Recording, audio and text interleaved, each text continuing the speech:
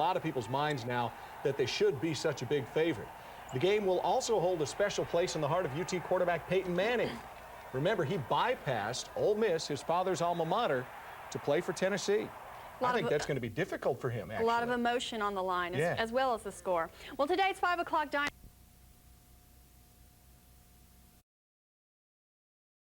It's an important game, about as important as they get. Ole Miss and Tennessee haven't played in several years, but tonight they will renew. See, just minutes away right here on the Total Sports Network. Stay with us, everyone.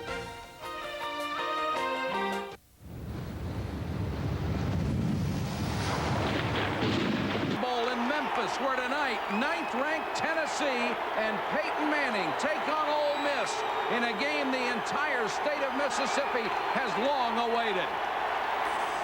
The father's a legend at his school, in his state, and the entire South.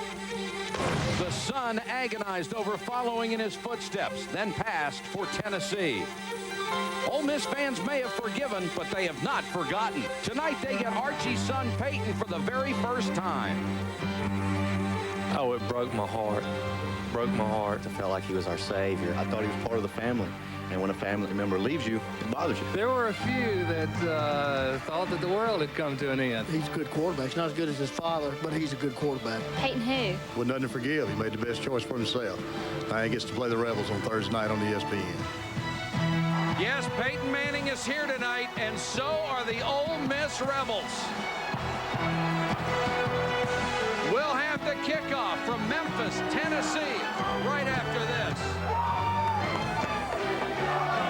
Time in its history, Ole Miss is playing in Memphis. It's the Rebels' home game, but played on Volunteer soil, where orange will rival the numbers of red and blue. Good evening, everybody. Mike Patrick along with Mike Gottfried. It is any chance for an SEC or a national title. Can they rebound? Mike, their goals were set, and a lot of teams would go in the tank, but I find out who the players are now. And this is the result. 34 completions, 55 attempts, 464 yards, 4 touchdowns. Peyton Manning is a great... Hello, everybody. The fact that Ole Miss second-year head coach Tommy Tuberville is 9-6 overall and 3-1 this year is no small feat when you consider he's got a program that's been ravaged by NCAA-imposed sanctions. Despite the fact that he has just 57 scholarship players on the whole football team, he refuses to use that as an excuse. In fact, here's what he had to say to his young team in the locker room a moment ago. 20 months ago, they just about gave us the death penalty. 20 months ago this month. What you guys have accomplished since then is unbelievable. They've given you that honor by playing on national TV. Nobody even thought we'd be on TV again for 4 or 5 years. But you've earned that honor to be here tonight, be on national TV, and it is an honor. Now, we're going to go out there tonight, and we're going to have fun. We're going to play our butts off. There's going to be some good things happen and some bad things happen. Tuberville's 2 biggest wins as the head coach came last year, a year ago, following open dates against Georgia and Mississippi State. How big would this win be tonight? Well, he'd had 12 days to prepare. He said there could be no bigger win than this one tonight against Tennessee. Mike?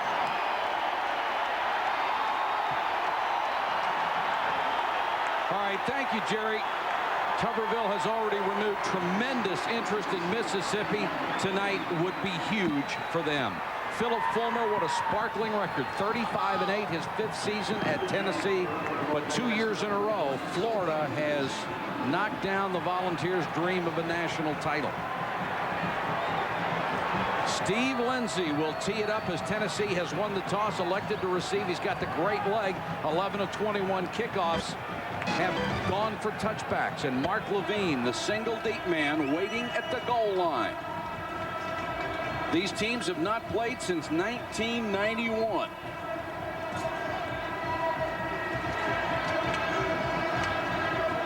And all the emotion of the Peyton Manning saga circulates around this ball game. Mike, and I think the open date really helped Tennessee because it gave them a chance to get over the Florida loss and not to play right away that week. So we'll see tonight, but I think it'll really help them. That game was 35-0 before you could get through 8 bars of Rocky Top.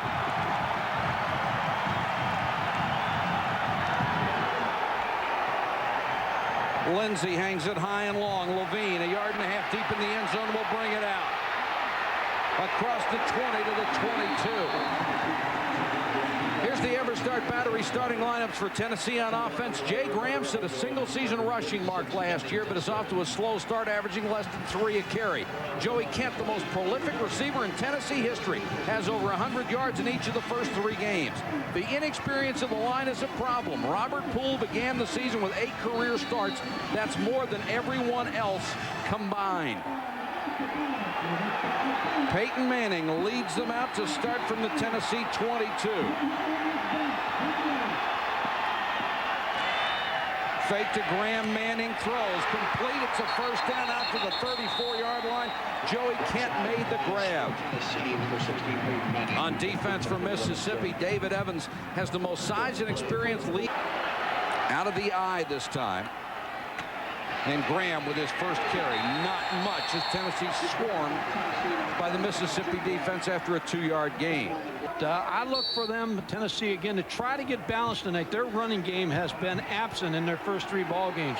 Graham only needs 20 yards to pass Stanley Morgan for number 8 all time. It's a quality back. He'll get another crack. Nice hole this time. Across the 40 to the 45. It's a first down. Now they mark it back at the 44. It may be close. And Mike, what Tennessee's looking for tonight, it's still a young season for them. They're looking for balance.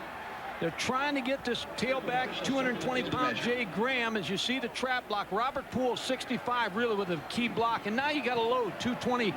Jay Graham stepping up in that hole, picking up the good yardage. But Mike, you want a team, they've got the quarterback, they've got Joey Kent as a receiver, but they lost 4 out of 5 fifth-year seniors in the offensive line, and this young line is going to come along. They're better right now than they were 2 weeks ago. You would have trouble convincing Quentin Wilson, the defensive tackle, after that last play. He got buried on this, and as you can tell, a big weight advantage for the Tennessee offensive line over an undersized Ole Miss defensive line. Kent and Price are the wide receivers on 1st and 10, opening drive of the game. Graham on another counter, another big hole. Dragged down by Timothy Strickland, the free safety. What Ole Miss would like to do tonight defensively is first downs. That's the down they have to win. Now, you saw the graphic. If they're undersized, so far they haven't been able to do it. 2nd and 4, again out of the eye. This time a rare carry for the fullback, Chester Ford. Only his 4th of the season. The Tennessee fullbacks get the ball about once a game. 3rd and 2, they have the ball in Mississippi territory for the first time at the 48.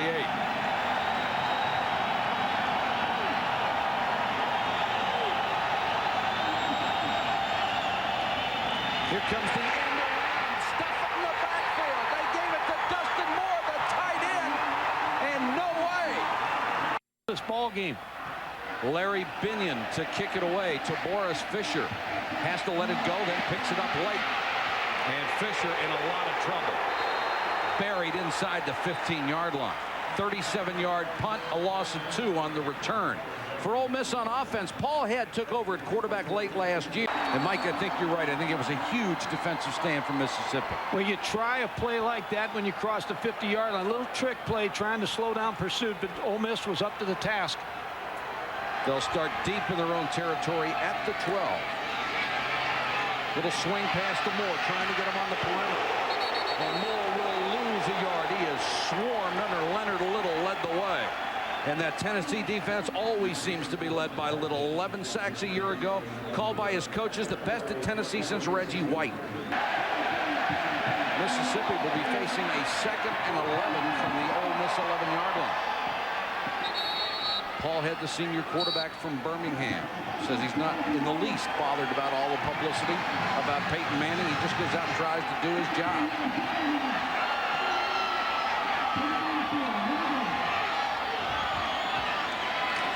Artie Moore on the toss.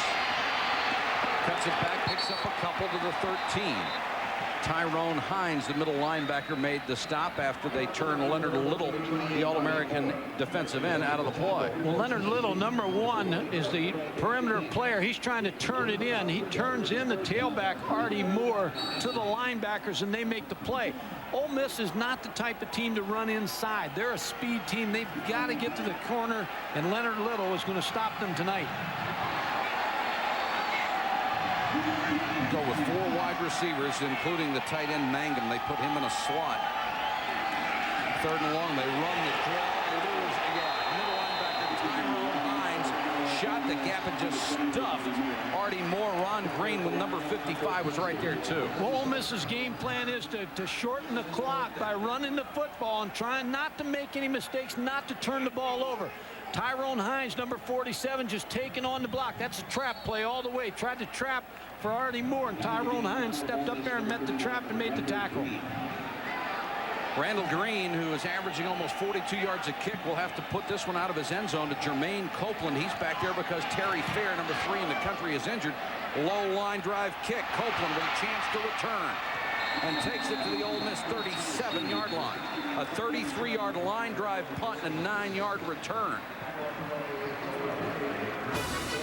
Regional coverage of ABC Sports College Football Saturday at 3. Tennessee 1st and 10. Manning to throw. And off the fingertips of his tight end, Dustin Moore, who was open, and Manning hit him in the hands. Well, the Florida game was really a tough loss for Tennessee, and especially Peyton Manning is a mature college football player as you will ever find. In fact, it's very difficult to find anything negative to say about Peyton Manning. Here's an all-out blitz. They pick it up. Manning throws. Peerless Price. Did he catch it? He did. At the 18-yard line.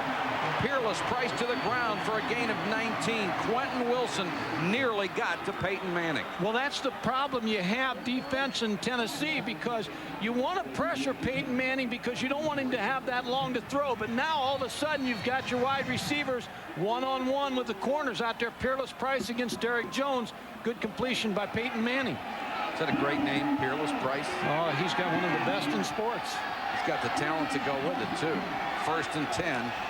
Volunteers. Graham will only get a couple, and waiting for him was Nate Wayne, the middle linebacker. Wayne is on a wing. Mississippi showing blitz, and Manning changing the play. Now Mississippi changes its defense. Cat and mouse. They go with a 4-man rush. Underneath it. Mississippi did a great job. They showed blitz. Manning changed the play. They backed out. Mike's by Art Kaufman, the defensive coordinator. Even if Levine makes the catch, it's for a gain of maybe 2. It's 3rd and 10.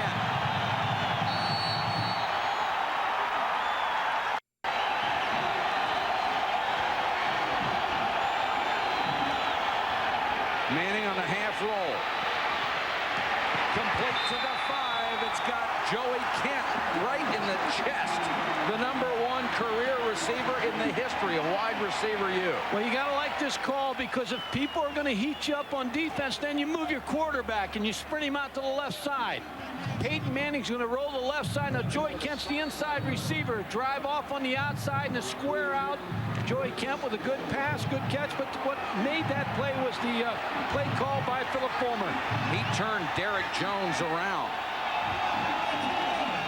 Graham. Fumble. Ole Miss has it.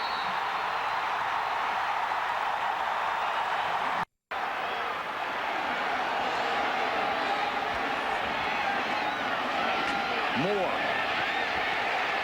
If you dance against the Tennessee defense, you're going to lose yardage, and that's exactly what he did. The coaches said he cannot dance. He's got to hit the hole.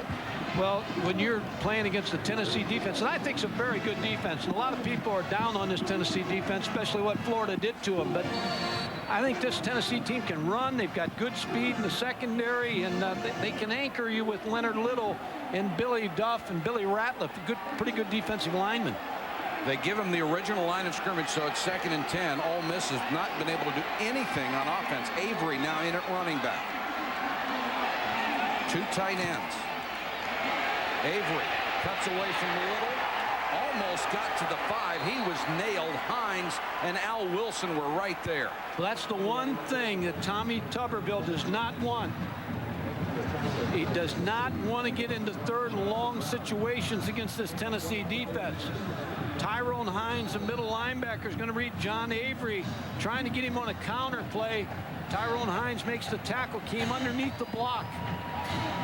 Ole Miss has had the ball for 5 plays. They have 2 total yards. 3rd and long, head goes to the shotgun. Tennessee comes with a 4-man rush. Head under pressure, throws. Incomplete up at the 20. Fisher wants a flag on Gaines. He won't get it. Boy, good pass by Paul Head. 3rd and long, trying to get a turnover here, the Tennessee defense, but Tavoris Fisher, number 10, the inside receiver, same route that Tennessee ran. Corey Gaines in man coverage just didn't make the catch. Tavoris Fisher kind of feel like Corey Gaines hit him a little bit before the ball was there. Randall Green stands at his end line to kick to Copeland. His last, a 33-yard line drive.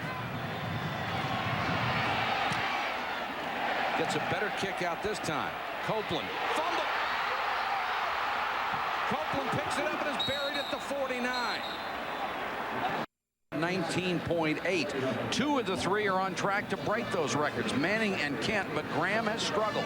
Well, the coaches of Tennessee are concerned about Jay Graham. They feel like he's trying to break every run for a touchdown. They want him to quit stopping and starting all over. They've challenged him this week to run the ball and get 4 yards of carry and run it tough. So far, Mississippi couldn't be more pleased by the turn of events in a 0-0 first quarter. Manning, play action. Throws. Kent makes the catch, driven out of bounds at midfield. Right there with him, Malika Griffin, back up left corner. When you have a great tailback, one of the problems you have as a coach is how much you want to hit him in fall practice, because you do not want to get him hurt. You want to get the thoroughbred to the racetrack, but sometimes you don't hit him enough. Well, last week in the open date, they put Jay Graham against the first defense, and they tackled him. They challenged this young man tonight. 6 carries or 6 yards on 4 carries for Graham. He'll get another opportunity here. Graham hit in the backfield, escapes the first tackle, gets it up to the 47-yard line. Nice job by Jason Klingon, number 23. 2nd and 12. They'll go with 3 wide receivers and the tight end in the slot. The tight end is John Sartell. Here comes pressure. Manning, that'll be a holding call. Even if it's successful, this is coming back. And Peyton Manning taken out of bounds. The tackle by Brock Kreitz confused Peyton Manning because he is such a student of the game. Well, he watches film better than any player in college football. He's going to try to find Joey Kent here eventually. Kent is flanked to the near side of your screen. Manning wants a screen, goes to Levine. Has a couple of blockers out in front. Levine to the 39-yard line. Beautifully designed play. Ronnie Hurd had to make the tackle, but a gain of 26. One of the ways you slow down pressure and blitzes is by throwing the screen. Mark Levine will come out of the backfield, but now we talked about Trey Teague getting a holding call. Now Trey Teague picks up a big block for Mark Levine down the sideline. This big field position play for Tennessee. And Peyton Manning did exactly what you want on the screen. Just draw that defensive line in and throw the ball over their head. Benji Schuler, number 81, is in for the first time for Tennessee. If the name is familiar, it should be. He is the younger brother of Heath Schuler of the Redskins, former star here. Kent the man in motion, and he got an early start. There's a flag down. Of notes and questions. 1st and 15.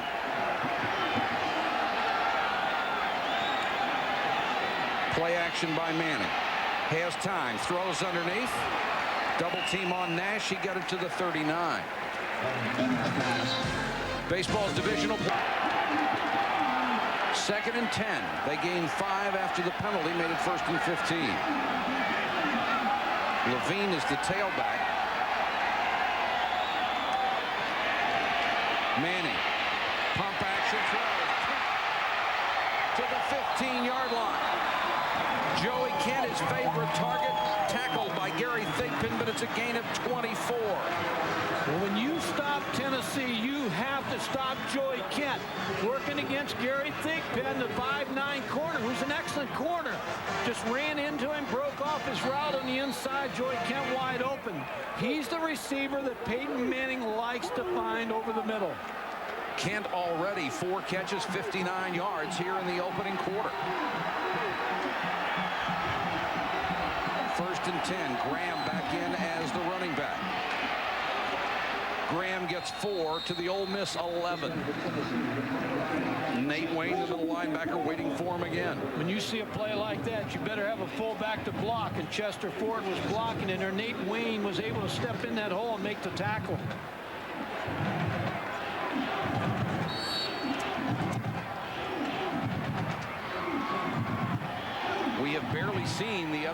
this 100-yard football field that has been played in the Ole Miss end. Graham again, this time lowers his head and dives near the 8, maybe the 7-yard line. Again, Nate Wayne, the middle linebacker.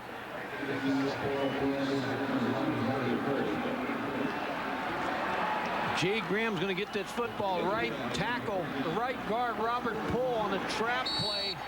Deep handoff, Nate Wayne again on the tackle. 3rd and 3. The last time down here, Tennessee fumbled the football.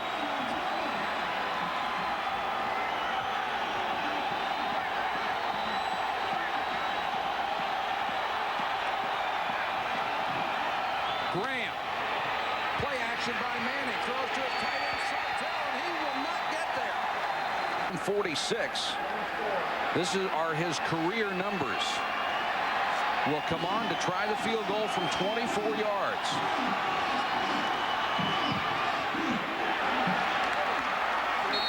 He knocks it through, and Tennessee, after great field position the entire first quarter, finally gets on the board, and they lead it 3-0. And that's a credit to Ole Miss's defense. They're playing, as I said before, with a lot of heart, trying to confuse Peyton Manning tonight to make him get in some bad plays. Let's go to Jerry Punch. Doctor?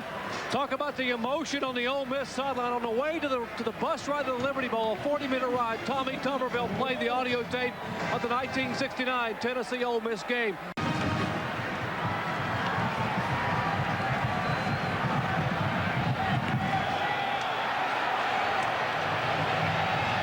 Avery at the 8. Here's the huddle play. They break out of it, and Avery is brought down at the 8-yard line. Took too long to develop.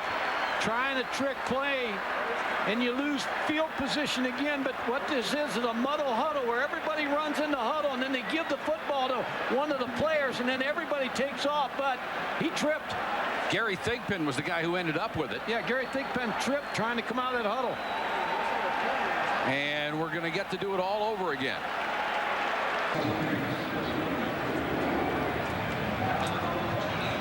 Tennessee so far with 1:19 to go first quarter, totally dominating this game statistically, 130-2. The fumble inside the 5, a huge play. The penalties have been huge. And Mississippi's defense has stepped up when it had to. Play action by Head, in trouble, and throws it essentially away. Chris Mangum is All-American tight end, the closest man to it. But Leonard Little was applying the pressure along with Al Wilson, the bookend defensive ends. Leonard Little has just got so much quickness. Defensive end, UCLA blocked him with 2 people, which showed the respect they had for Leonard Little on the offense. They were going to make sure they were going to get their plays off, and Leonard Little was not going to sack their quarterback. Mangum, the tight end, lines up in the backfield. Head throws, and Mangum just turned his head around as the ball whistled by him. Austin and Gaines were out there. Let's go to Jerry Punch. Guys, Boyd Kitchen, the left guard for Ole Miss, has been moved to center because Matt Luke, the starting center, has a mild medial collateral ligament strain on his left knee. Now, with Kitchen moved to center, that means Jonathan Casey, the 360-pounder, moves in behind Kitchen at left guard. Boy, you can see the brace on his knee, too. Billy Ratliff, number 40, into Tennessee's defensive line on 3rd and 10. Tennessee shows blitz. Here they come. Head trying to roll out of trouble. Mangum has it at the 40. Draw play to Moore. Gets it to the 42. Corey Gaines firing up from his safety spot really gave him a shot. We asked Paul Head the other day if it bothered him Peyton Manning was getting all the attention. He said no. He said we got nothing to lose. The pressure's on Tennessee. And he said when he was getting on the bus to go to practice, one of his coaches said, "There's our poor quarterback. Can't believe we won 3 games with him." But he really was joking around about it. He just said, "I'm here to have fun." And he said, "This is a good offense for me too." 2nd and 8.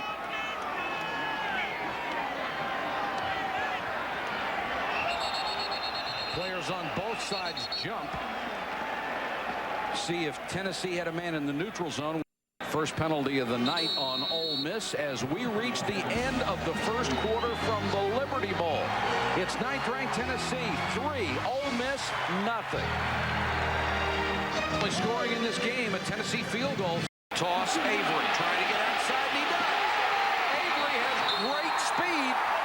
The junior college transfer from originally Asheville, North Carolina, gets a gain of 17, driving to take the lead.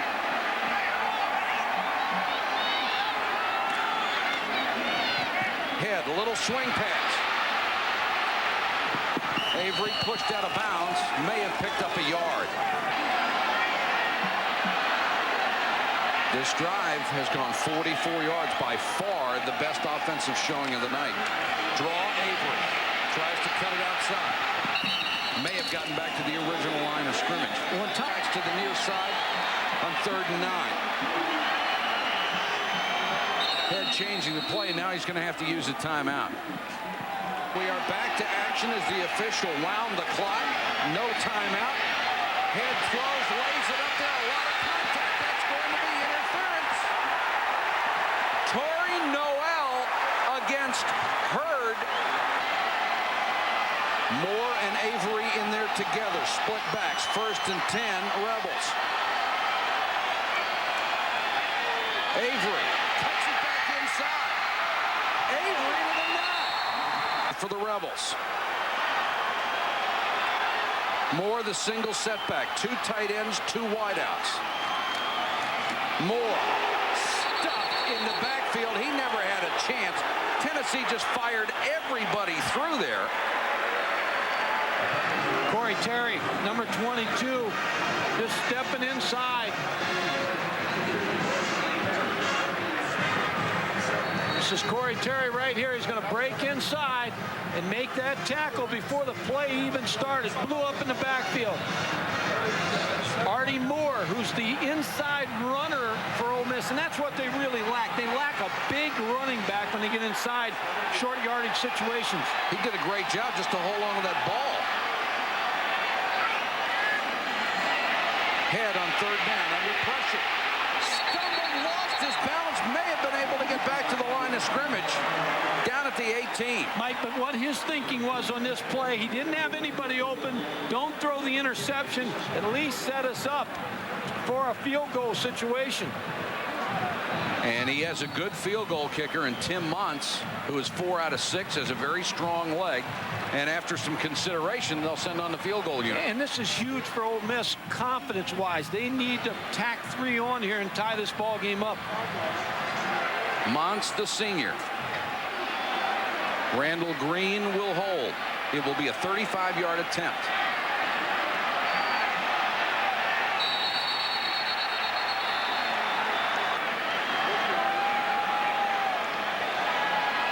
Montz to tie it up. Plenty of leg, and right down the pipe, we're tied at 3. Drive for Ole Miss. Mark Levine, the deep man, awaiting the kick of Steve Lindsey. Low liner this time. Levine, 3 yards deep, bobbled it. It'll take a knee.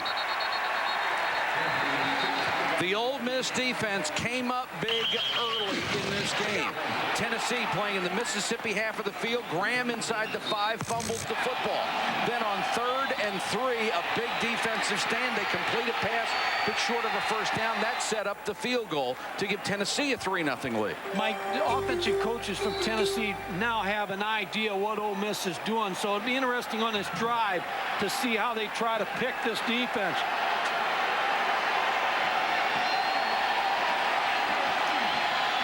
Graham slips out of the tackle and dives forward near the 28-yard line. Here's the strategy right now, because all of a sudden now they're bringing in 2 tight ends. They've got a size advantage on Ole Miss. They got a depth advantage on Ole Miss. Now they're going to 2 tight ends to balance the defense up to run the counter play with Jay Graham. Full of offensive talent, this club. Manning 8 out of 10. Candace caught 4. Graham now up to 35 yards, but on 9 carries, less than 4 a shot. Graham again, he has the first down this time out to the 34, near the 35-yard line. This is exactly what Tennessee wanted to do, but I'm sure they didn't want to be in a 3-3 tie a third of the way through the second quarter. Now, Mike, what you do when you want to run the football and you think you're better than the other team is you go to 2 tight ends. That gets the 7-man front to balance up a little bit. Dustin Moore, John Sartell, the 2 tight ends, and then you run the football. And, of course, you got those great wideouts, Kent and Price, both of them flying to the near side this time. Manning looks that way, throws to Price. He's gang tackled up at the 42. Let's go to Jerry Punch. Doctor? You would think Peyton Manning was a coach and not a quarterback. During the change of possession, he stood in front of his offensive line and said, hey, guys, number one, can you hear me? Now, if you can hear me, you know what they're doing. They're coming up and faking a blitz, and I'm checking out. Now, I'm going to stop checking out if you guys can handle it because they're getting us out of our offense. The offensive line said, Peyton, you stay with the play, and we'll stop the blitz. All right, thanks, Jerry. And that's what makes this kid special. Just one of the things. Graham. Big hole up the middle across midfield into Ole Miss territory at the 43. Ridden down from behind by Landing and Strickland. It's clear now what Tennessee's going to do on offense with the 2 tight ends. They're now going to run the football and then set up the pass. Jay Graham, number 25, it's just a cut-back run. You see they're handling Ole Miss in the defensive line. Trey Teague, 70, with a real nice block. Graham, 11 carries. He's up to 56 yards, and that means Ole Miss is going to have to bring more people up to the line of scrimmage. Graham again. Gaping hole off the left side down to the 32. He gave Strickland a free ride. And if you're sitting at home, you say, well, what does Ole Miss have to do now? They've got to commit another player up to try to stop the run. They've got to get line movement. They've got to blitz it a little bit. But when you do that right now, the success they're having running the football, Joey Kent and Marcus Nash are going to be on an island with those 2 smaller corners, Derek Jones and Gary Thigpen. Another first down for the Volunteers. 62 yards tonight, approaching their average, which is one of the worst in the country. That's the fullback, Eric Lane. Lane breaks a tackle. Touchdown.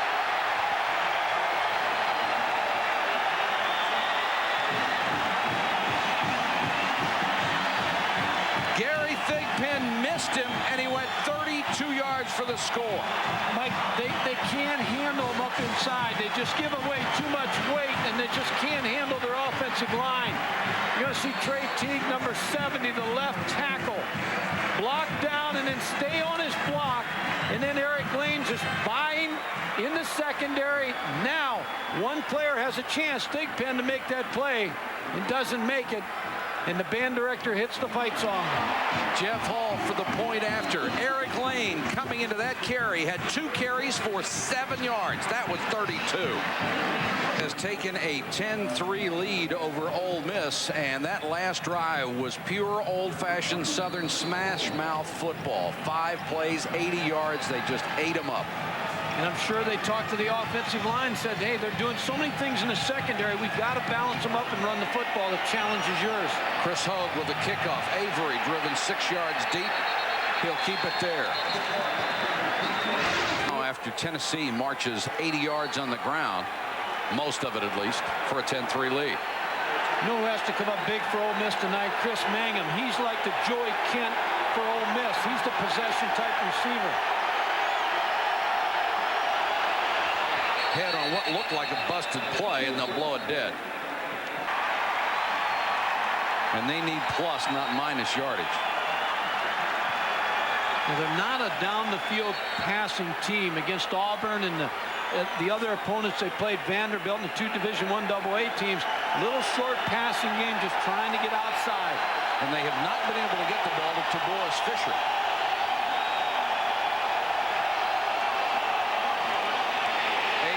Cuts it back, showing some speed, gets to the corner again.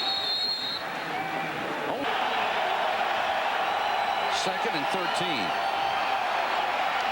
4-man rush. Head in trouble, throws, Mangum at the 34. Nice grab, took it right off his shoe top. He played for Alabama when they won the national championship, then transferred to Mississippi. He's a native of McGee, Mississippi. Head rolling again. Sets and throws too high for Mangum. Really overshot him. pretty good coverage out there. Jonathan Brown was applying the pressure, and Al Wilson, the linebacker, was right with Mangum. Well, 10, 7:54 to go first half. 10-3 Volunteers.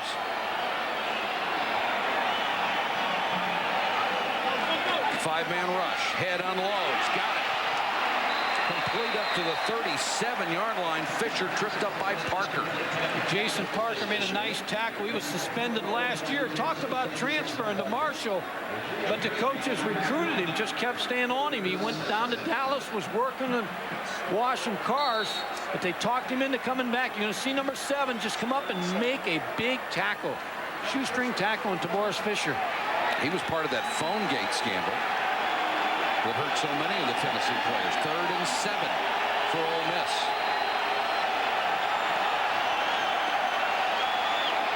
Straight 4-man rush.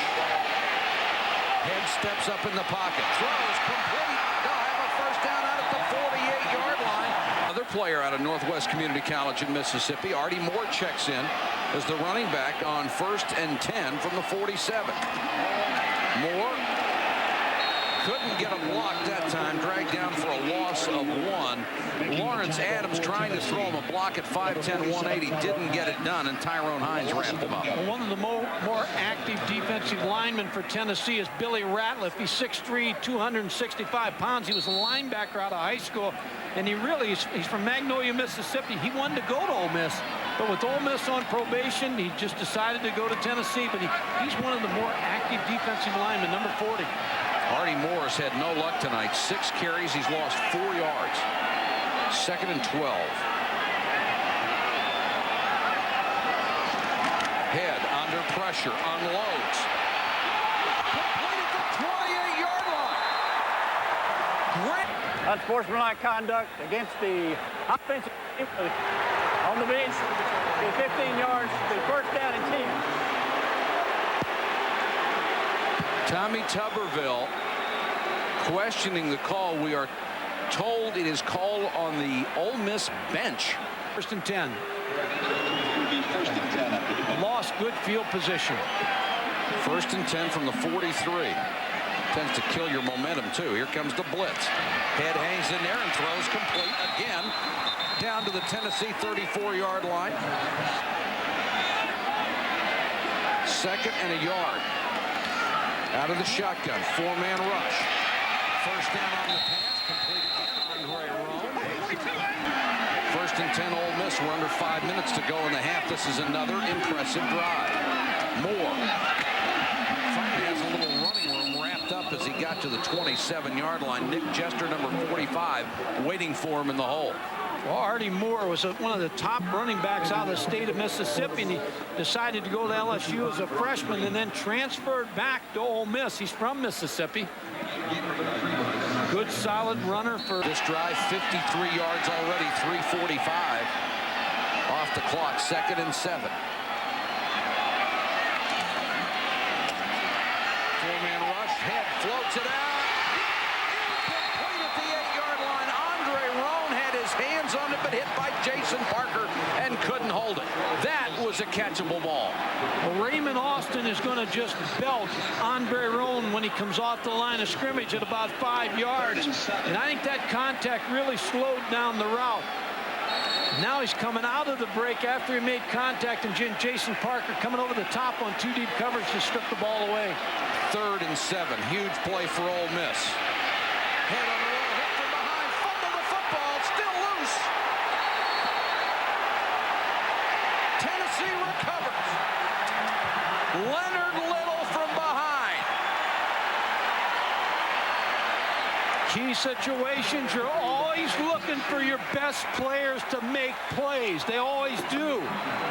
Leonard Little, quarterback rolling away. You're going to see Leonard Little come in and hit the back of Paul Head. What caused that fumble was that the coverage was great on Chris Mangum. 3:54 to go in the half. Back in a moment. 3 Tennessee as they get the turnover, take the ball away from Paul Head on the fumble. Let's go back to that play. Well, here's why the sack was occurred. Taboris Fisher's going to come down, and there's contact here by Al Wilson, and they're trying to go to number 82, Chris Mangum. They're going to clear out, but the contact, and now all of a sudden they've got Mangum covered. Paul Hitt tried to pull the ball down, was hit by Leonard Little. Tennessee comes out with 2 tight ends, the formation that was so successful on the last drive. Peyton Manning. Sartell, did he make the catch? He did at the 48-yard line. Nice diving catch by Sartell. Let's go to Jerry Punch. Guys, a moment ago, the unsportsmanlike conduct call that went against the Ole Miss bench. I'm told by the officials that was against Hugh Nall, the call. Mike, I don't know about you, but I think that's an incredible call. Graham trying to get outside on the sweep. Will pick up some yards, fights to a tackle out at the 40. Mike, that's a big call to make on the sideline. If the coach just stepped on the field, I don't remember a warning to the sideline to stay back. Usually, if that occurs, the official will warn the sideline and back everybody up. But to make that call just for that coach stepping on that field, I think that penalty was too big. Graham now, big night so far, 13 carries, 76 yards. He'll get a breather as Mark Levine checks in.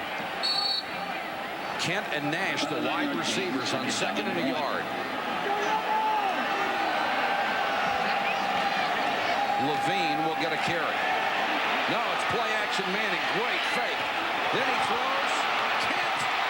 Joey Kent to the 15 and out of bounds. What a play fake by Manning. Mike, that's why he's the best quarterback in college football, because his whole game, he takes a lot of pride in it. When you can have a quarterback who's going to fake the football and take pride in faking the football, it's going to do so much to open up the defense. Look at this fake.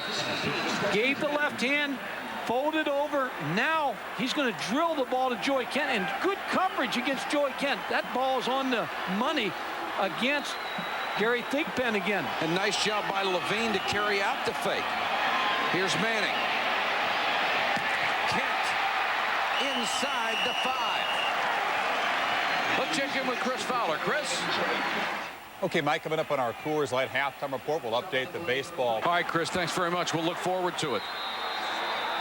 2:43, and now the officials will stop the clock. The lead and driving for more against Ole Miss. They have the ball inside the 5. One scout said Peyton Manning is the first draft choice in the NFL draft this year, next year, last year, whenever he wants to come out. 12 out of 14, 170 yards. 2nd and 1. 2 fullbacks in the game in front of Graham. Graham with a carry. There's a flag down, and Graham dives to the 2. This guy can't do it. I mean, he's just got it all. Every attribute you could ask for. The only way Tennessee doesn't score is turning the ball over down here. Fullback to the goal line, Chester Ford with his 2nd carry of the night gets near the 1. And what an emotional ride this week has been for Peyton Manning, knowing he's going to play his dad's alma mater. And Archie and his wife Olivia have kept a very low profile for this game. They are here. They won't tell anybody where they're sitting. We're still looking for them, and what a roller coaster it's got to be for them emotionally. Graham.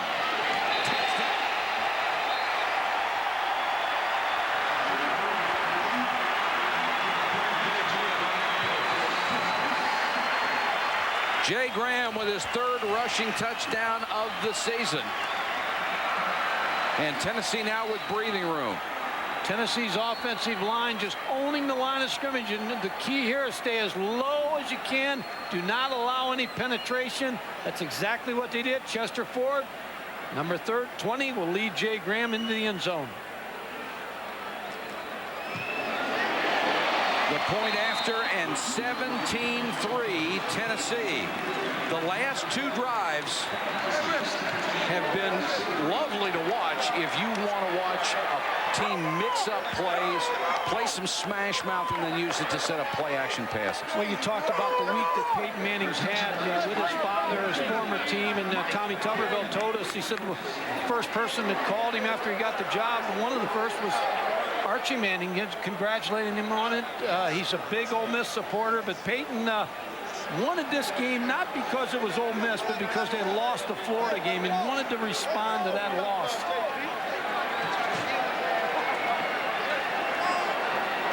Another couple of $100,000. Avery and Bilbrew are deep for Ole Miss. And how big is that turnover now? Big.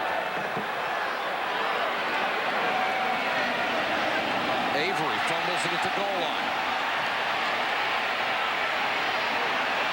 Avery showing that speed again, even with the bobble, gets it out across the 20 to the 22. Let's go to Jerry Punch. Doctor. Guys, let's clarify the unsportsmanlike conduct call I commented on a moment ago. I spoke with linesman James Wilson, who made the call, and asked him if he had warned the Ole Miss bench. He told me that when the coach is on the field, you don't have to warn him. That's clearly a penalty, and that's why he called it. All right, Jerry, thanks for clearing that up for us. Still, that is a heck of a way to get a little silly. Here's Avery, the tailback, smacked as he got across the 25 to the 26. And if you're Ole Miss here, you just don't want to do anything silly. Clock turning, 1:16 to go first half, 2nd and 7 for the Rebels. Head using as much time as he can. He's watching that play clock.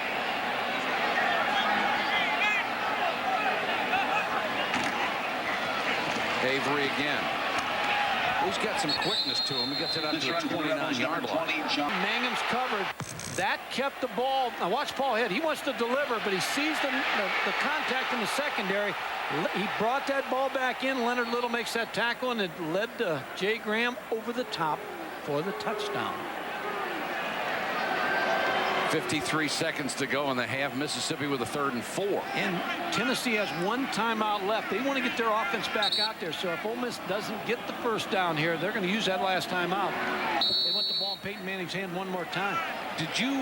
Were you of the opinion that you wanted to call a pass play here and make sure you got the first down, or did you just run it? No, I want to make sure I get the first down, but I think they're going to have to throw to get the first down. They can't run the ball against this Tennessee defense. Had to throw under some pressure. His receiver fell down. Andre Roan was out there in the flat, and when the ball was released, he ended up right on his keister. Low snap, he fields it, and just got it out of there. Copeland did not make the fair catch, and he is crushed. Or did he signal for the fair catch? I don't think so. I think they're going to call that rule where he's just inside too quick, and I don't no, that wasn't easy. No. If that's going to be the call, that's a mistake. Derek Jones just unloaded. It's the dream of somebody covering a kick. You have to give him 2 yards, and that was more than 2 yards. Mike, that's a backup quarterback. 5 yards against the kicking team for violating the bad call. This is Jermaine Copeland right here, who's the backup quarterback. They're trying to get on the field more. Derek Jones just makes a good timing hit. That's a bad call. That's 2.5 steps, and with that speed, that's at least 5 yards. Boy, 2 calls have really hurt Ole Miss. Manning, busted play. They got to use the timeout. It was going to be what Peyton Manning needed at the time. 2nd and 5. 25 seconds, no timeouts. Draw play, Graham hitting the backfield. Nice defensive play by Quentin Wilson out of Nassau Community College. Tried to catch him sleeping on defense with a 3-man rush, but Quentin Wilson really came up big to make that play on the draw. Just going to let it die now. Manning will not go under center.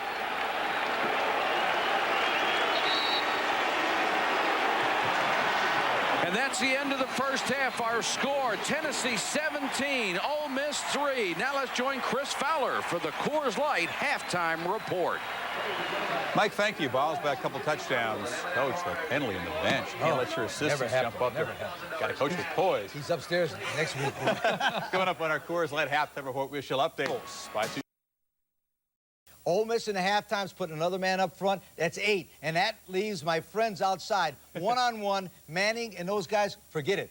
They'll score quick and fast. Manning, long touchdown passes to the wideouts. Second half. You've been waiting for that all Absolutely. half. Absolutely. That's what I've done in the first thing. I think in the second half, the first half, Ole Miss had everything go their way, and they're still down 17-3. You can start to feel Tennessee gaining momentum late in that first half. I think it'll continue in the second half, and Tennessee, too much ability. They're going to end up blowing this game out.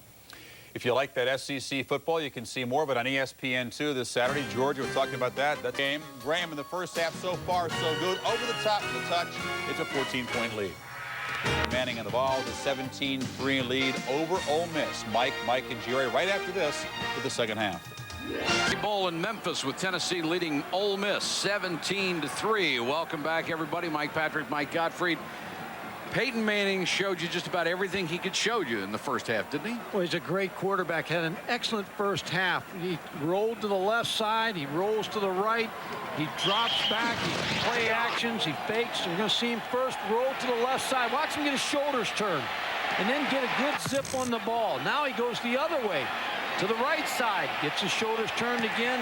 Drills that ball right in there. Drop back pass. Looks off the receiver. Looks off DBs and finds Joey Kent over the middle. Didn't make many mistakes in that first half. A quarterback's passing chart will sometimes tell you where he has a weakness. This tells you he doesn't have a weakness. He has no weakness. Peyton Manning is as good a quarterback college football as you're going to see. Ole Miss will get the football as we start the second half. And just think back to the drive when it was 10-3 and they were deep in Tennessee territory. Got a penalty call on the bench and pushed them back. Avery 2 yards deep, he'll bring it out. Will not make the 20-yard line. First half stats, Mississippi was totally dominated early, picked it up a little bit. It's still 277 to 115. And Tennessee did the one thing that they insisted they had to do tonight. They rushed for 107 yards in the first half. Well, they didn't until they went to 2 tight ends. Once they were able to balance the Ole Miss defense up, then they were able to unleash Jay Graham. Ole Miss has not been able to run the football. Paul Head leads them out. He'll start from his own 19-yard line with Artie Moore as his running back. Avery on a wing. Head with time. He wants a screen. Now he throws this one away. And there's the intentional grounding call. Now that, to me, that's a good call by the official because Head, trying to say he had a receiver, obviously threw that one in the ground. Well, they may wipe this one off because there was a receiver out there. Intentional grounding on the play. And looks like off the down.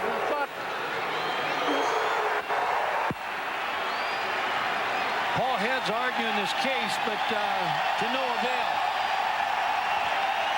So the back got knocked down. Artie Moore got knocked down. That's why he wasn't out there. I don't agree with that call. I haven't agreed with the call tonight. But with good reason, I think. Well, the first call, the bench call, I'd be very upset if I was Tommy Tuberville in that call. This call, Paul Head's got to get over it. And the ball marked back inside the 1 on intentional grounding.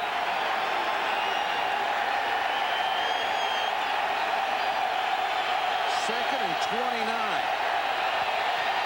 Head to throw out of his own end zone. He threw it right to a Tennessee linebacker, Greg King. Terrible throw by Head, and King makes the pick. See, that call affected him and threw him off a little bit because Paul Head was arguing. He's upset.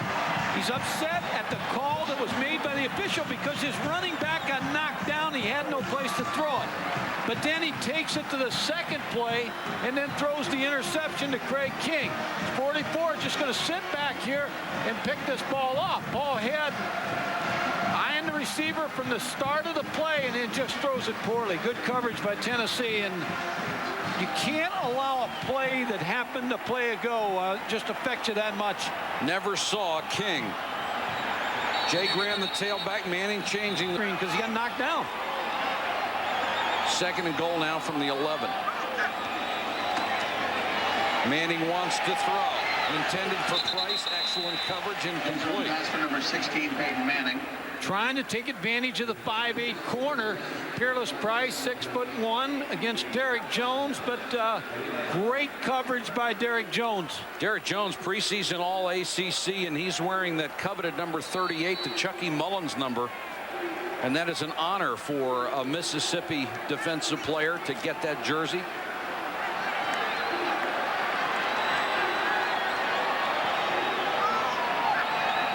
Second and goal, Graham. Huge hole. Graham to the 5. Talk talked about earlier how the coaches, David Cutcliffe and Randy Sanders, the running back coach, challenged Jay Graham this week in practice. They said when you get that football, you run for 4 yards. Don't start and stop. Trey Teague, number 70, the left tackle's had a big night. Blocking Morris Scott here, got his shoulders turned, and then Jay Graham was able to follow the block. 3rd and goal from the 5. Peyton Manning has hit 10 straight passes. The school record is 11, one of the few he doesn't already own. Under pressure, throws, touchdown! Marcus Nash with the catch.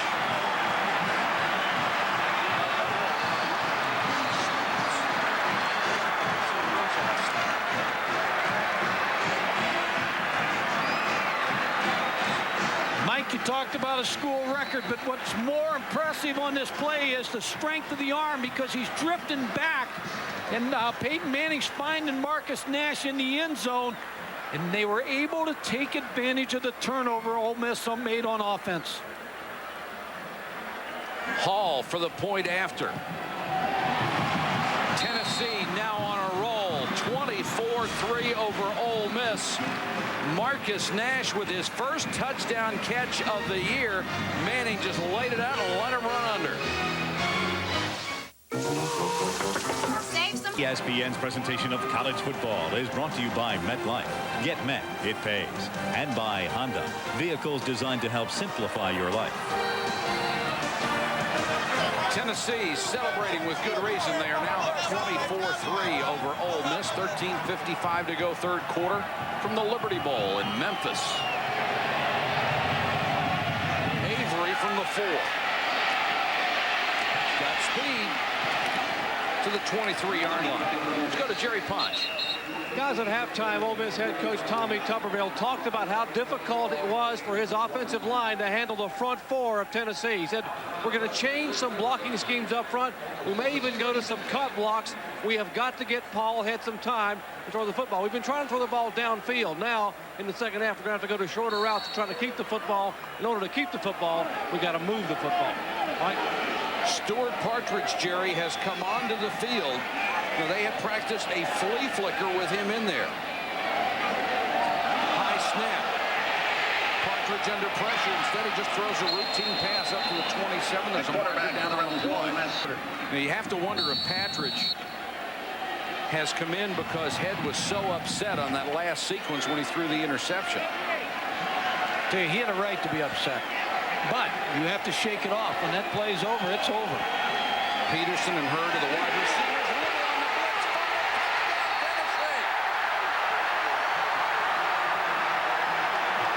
Billy Duff with the recovery. Little knocked it loose.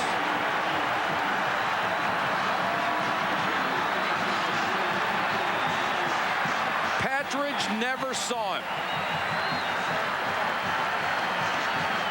Leonard Little, when he comes off the corner, he comes off with so much speed. He lined up late, and I don't believe the tackle saw him. Devon Colburn, number 74, didn't account for him. Bill Duff with the fumble recovery and the touchdown.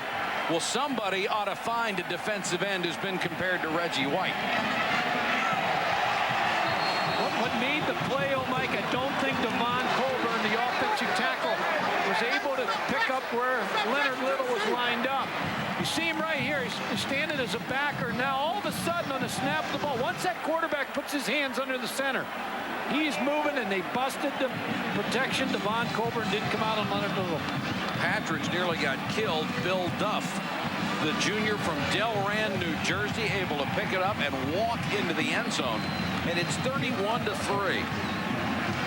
Devon Colburn, he said, hey, I didn't count him. I didn't see him. You know, but you have to be able to get your head on a swivel.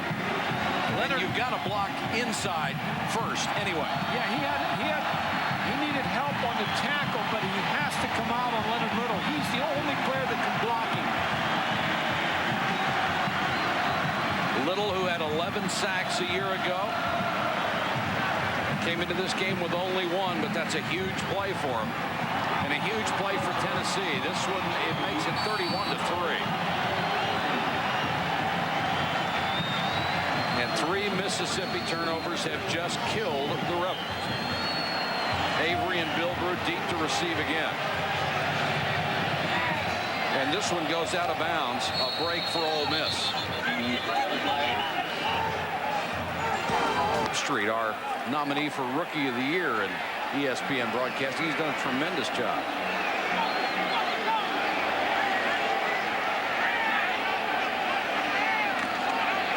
Patrick gives it to Avery. Avery by a little up to 30.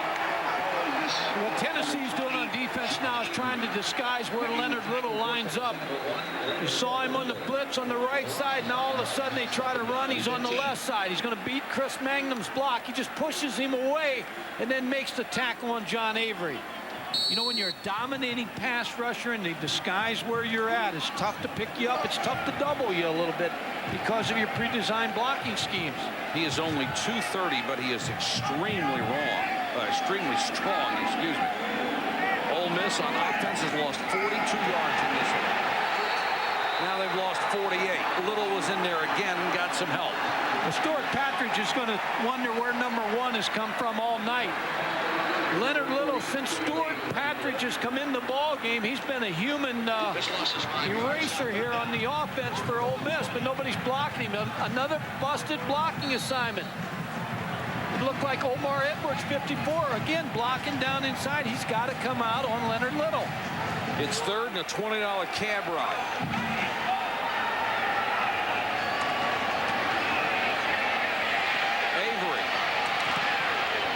Nice run up to about the 38-yard line, but that's well short of a first down. But not a bad call, Mike, because your quarterback shook up. He's been hit from all sides. You got third, and as you said, a long cab ride, and just get the ball in John Avery's hand, and then let's regroup on the sideline and get that blocking scheme down. Patridge didn't want to see a pass play signaled in from the sideline.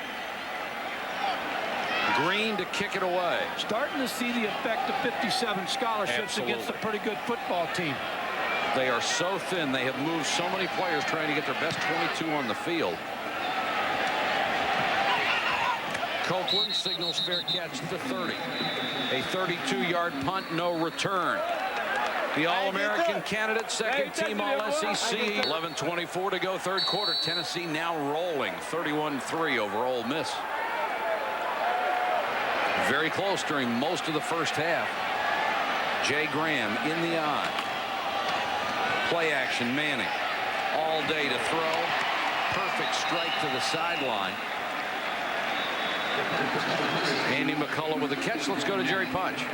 Aside from the penalties, Philip Fulmer was very pleased with the first half play of his Tennessee Volunteers in the locker room at halftime. If you wonder why they're throwing the football, Fulmer said, hey, we are very pleased with the offense. We need to establish the run, get Graham and company back in the ball game. And guys, don't look at the scoreboard. Irrespective of the score, we're going to call the game like it's 0-0 to get our offense on track. And Jerry, that's a pretty good idea. They're trying to recover completely from the loss to Florida. Here's Graham. Nice move. Breaks free. 30. 20. Derek Jones saves the touchdown, but a 34-yard scamper by Graham. He now has 115 for the night. Well, it's his first 100-yard game this year. Jay Graham took the challenge of the coaches this week and is running the football up inside. Makes a nice little cutback, and now another cutback in the secondary. Derek Jones just had the angle on him. Freshman Ronnie Hurd was the man who missed him near the line of scrimmage. And Ole Miss will have to use the timeout on defense here with 10:56 to go third quarter. Mike, you mentioned the 57 scholarship players. The limit is 85. This is the result of the probation that they were on. The penalties, all the sanctions will be gone after this. You threw Manning nearly 200 yards, Kent approaching the century mark, and Graham with his first 100-yard game this year. That's the 12th of his career. Back to the ground game for maybe 3. And what that does tonight, Mike, for the Tennessee offense, it gets a little confidence for that offensive line. They've been maligned here for the first 3 ball games. Now, all of a sudden, they've been able to control the line of scrimmage tonight, and that probably will build their confidence as they go on into a tougher schedule. They got Georgia next week. Not to say Georgia's got some defensive linemen. They're going to really make life tough for that offensive line of Tennessee's. 2nd and 7. The toss to Graham. Cuts it outside. Nice ankle tackle by David Evans. Wide receivers on 3rd and 7.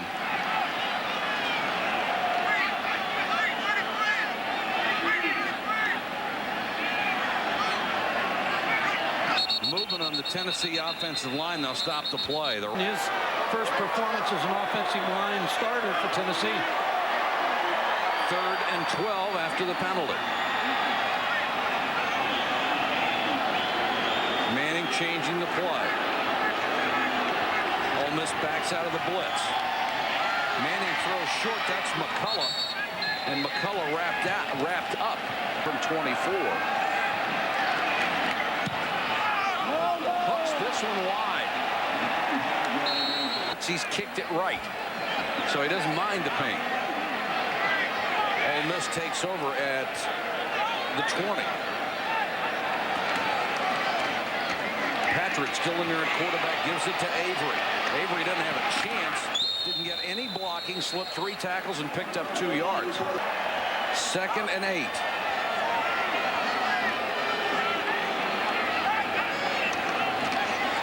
Patrick, quick set, tries to throw to Mangum and missed him. Stuart Patridge's pass. The division ball tonight. Peterson and Hurd are the wide receivers on 3rd and 8. Patridge under pressure, rolls out of it.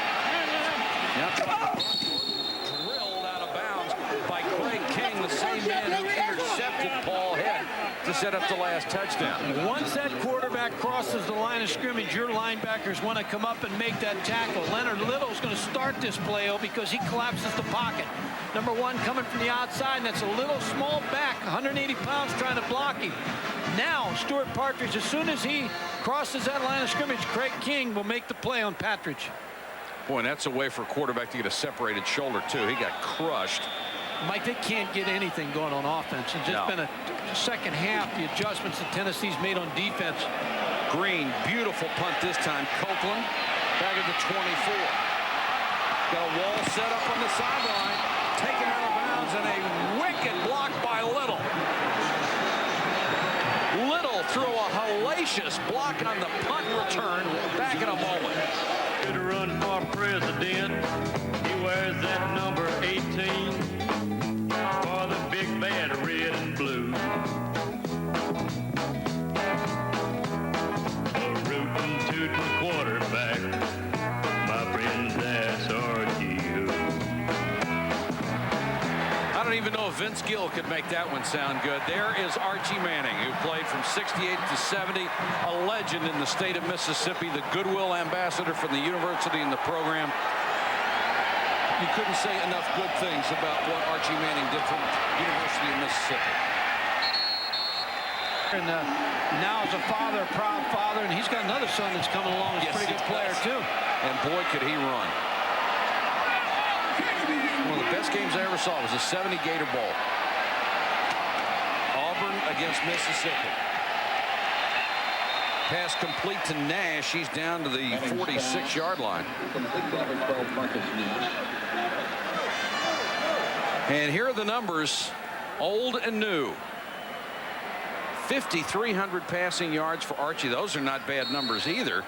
But look at the rush yards, 956 to -40. Archie could run. Well, it changed game a little bit, too. You're throwing a little bit more drop-back passing now. Archie played for an Ole Miss team, was very well coached. Johnny Vaught, of course, the legend in coaching. Manning on the half roll. Copeland. Backup quarterback, wide receiver, just their version of Slash. And he's brought down by Malika Griffin. And this is a problem for Tennessee. They've got to get Jermaine Copeland on the field. They do not know what Peyton Manning's going to do next year. Jermaine Copeland is the quarterback next year. And then they've also got a highly regarded freshman, T. Martin. They're trying to get a little work. Jermaine Copeland works as a quarterback on Monday and Tuesday in practice, as a wide receiver on Wednesday and Thursday. If they can get T. Martin to the point where they have confidence in a backup, Copeland can go wide receiver full-time, which is what he wants. Levine stuffed after a game. Tennessee, number 9. Killed his Heisman Trophy chances. And they'll set it back. You know, there's a lot of things got to happen now to get it back for him, but it's still a young football season. 2nd and 9. Manning with a lot of patience. Throws complete. Joey Kent finally caught 7-yard line, chased down by Strickland.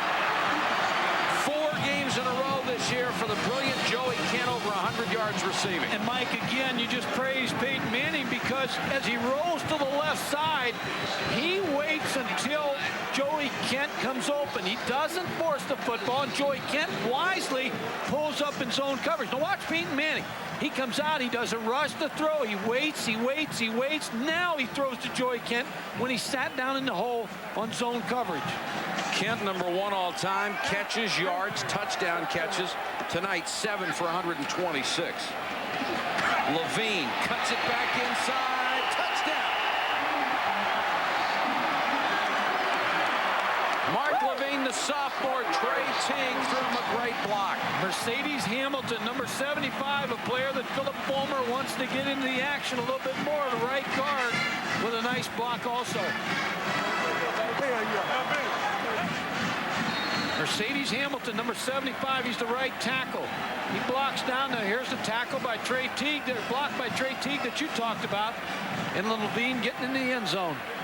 They just wore Ole Miss down. Oh, yeah. Hall for the point after.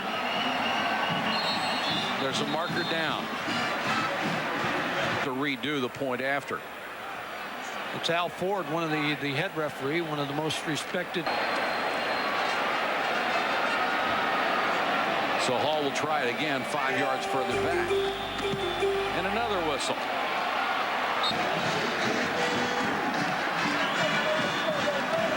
They used to have those Archie Who buttons. Well, he sure answered those, and they come up with the same thing in these games. And see, like even in the Florida game, some of those interceptions were deflected footballs. Right. They were right to the receiver, and couldn't even fold his Florida game that much. And when I said I think his chances would be killed, I think it's because his team lost, not necessarily the way he played. No, there's no doubt. When you lose a game that early in the season, and there's other undefeated teams, Danny Werfel's up there now.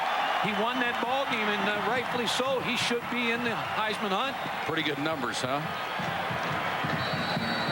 Bilbrew and Avery are deep to receive. The last 6 times Tennessee has had the ball, they've gotten 4 touchdowns, a field goal, and missed a field goal. Bilbrew mixed up on who would get it. He's got it 2 yards deep and takes the knee. There is one more. Yeah, plus about another 75 schools because they're all being right. Newman High School looking for the Eli man. Paul for Ole Miss after sitting out 3 or 4 series. He goes back to throw, completes it out in the flat. And that was very close to being out of bounds. Goodrich and Wilson were over to make the tackle. That's Dwayne Goodrich, a highly recruited high school player last year that decided to go out of Illinois, decided to go to Tennessee. Hitting that last exchange, got hit in the knee and went down hard. He appears to be all right. And on 2nd and 3, Ole Miss goes back to work on offense.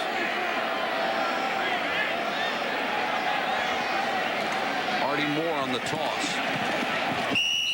Steps out of bounds from the 25. Let's go to Jerry Punch.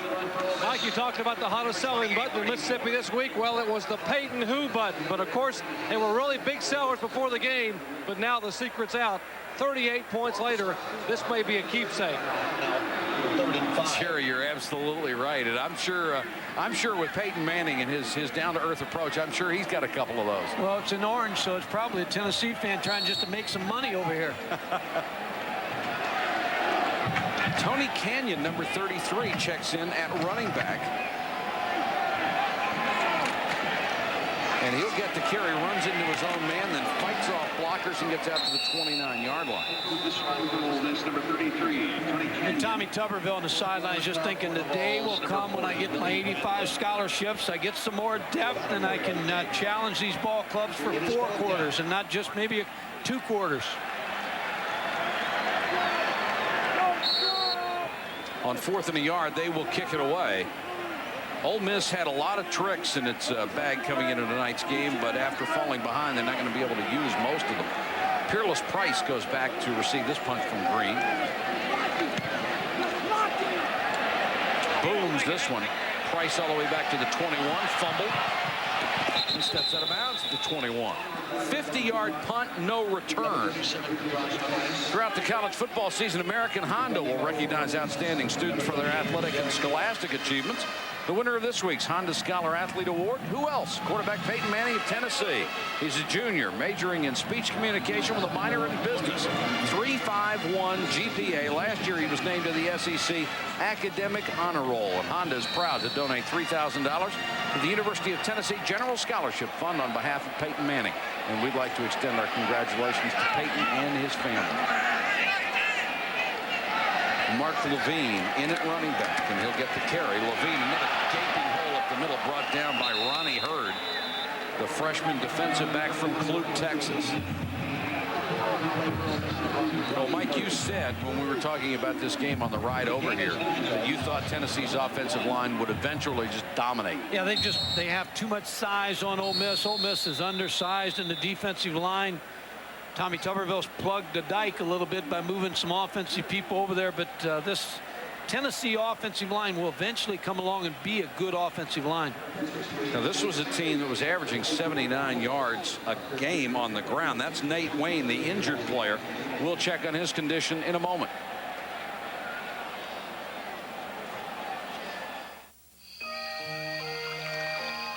Tennessee, Nate Wayne able to get off under his own steam to the Mississippi sideline. 2nd and a yard for the Volunteers. And the fullback Chester Ford will get a carry, and that should be enough for the first down.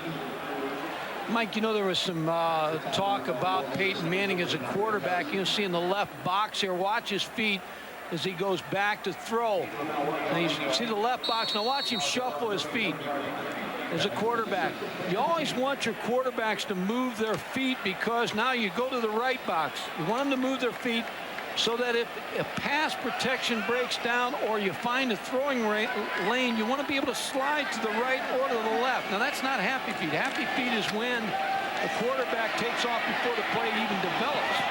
But quarterbacks are taught, Mike, that you want them to go back and set up and chop those feet and then move to the right, move to the left, find your throwing lane, and always keep your feet moving. So, like I say, I can't find one thing to criticize in Peyton Manning, because, I mean, he does everything so well. I was just going to say, if you're going to try to pick on something Peyton Manning does from a technique standpoint or his preparation or virtually anything else, you're really being picky. Yeah, well, he's the next Marino, Elway, the great quarterbacks in the NFL. He's the next one. You can mark it down. There's a lot of pro teams just waiting to mark it down. Absolutely drooling. But I hope he stays one more year. I really do. He's going to graduate in 3 years, but I still feel like he's enjoyed his college experience, and you hope he stays one more year. And how about that, graduating in 3 years? Levine gets a couple. That's the other thing about him. See, he attacks football, but he also attacks academics, because when he would stay there in the summertime, he would stay and take classes, not just stay and practice football. It's Mel Kiper's list of who he thinks are the top 5. Orlando Pace, that awesome offensive tackle for Ohio State. There's Manning. Richard Wilson from Florida State. Walter Jones from Florida State. Warwick Dunn from Florida State. Right now, the Saints, wouldn't that be ironic? 0-5. The Jets 0-5. The Tampa Bay Buccaneers 0-5. Those are probably 3 teams that if Peyton Manning thinks about it, he's not going to want to go to. His other choice, if he doesn't come back, is to go in the supplemental draft, which means those lowest teams are not a lock to have a shot at him. I'm hoping he selects the draft to stay at Tennessee. Yeah. And Archie can tell him about going to a New Orleans team that's winless. Archie's been there and done that. Tennessee will have to kick it away on 4th and 2. Taboris Fisher is deep to receive at his 20, waiting on the punt from Binion. A lot of head coaches in the SEC hope he moves on too. Yeah, they'll be rooting for him. Fisher at the 23. Taboris Fisher. Since 1989, this is Mel Kiper's list of the entire group. Bledsoe rated a 1/10 of a point above Aikman and Manning. So Peyton Manning in tremendous company above McNair and Schuler. McNair has yet to play very much for the Oilers. Schuler is not playing at all right now for the Redskins. And Mike, the quarterbacks have come out early. They've stumbled around. Tim Rosenball, Heath Schuler, Drew Bledsoe, Trent Dilfer. And when you look at Troy Aikman, who stayed in 5 years, or Kerry Collins, or Gus Frerotte that stayed in their entire time, they look to be a little bit better off. Adams takes the pass from head, snaps a tackle, gets out to the 33-yard line.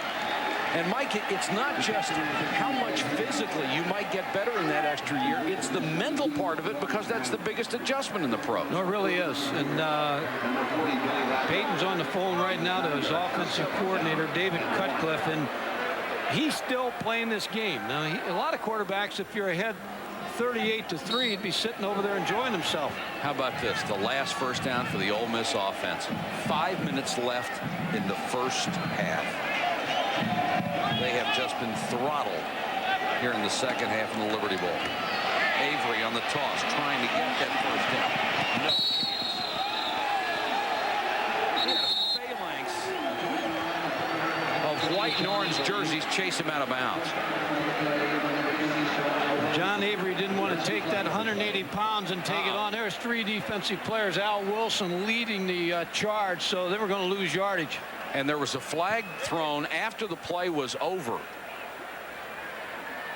Well over. The play was over. Unsportsmanlike conduct against the defense. 15 yards, first down. And I did not see what caused that call.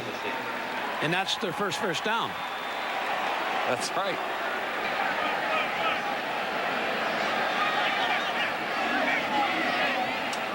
So Head has it up at the 43.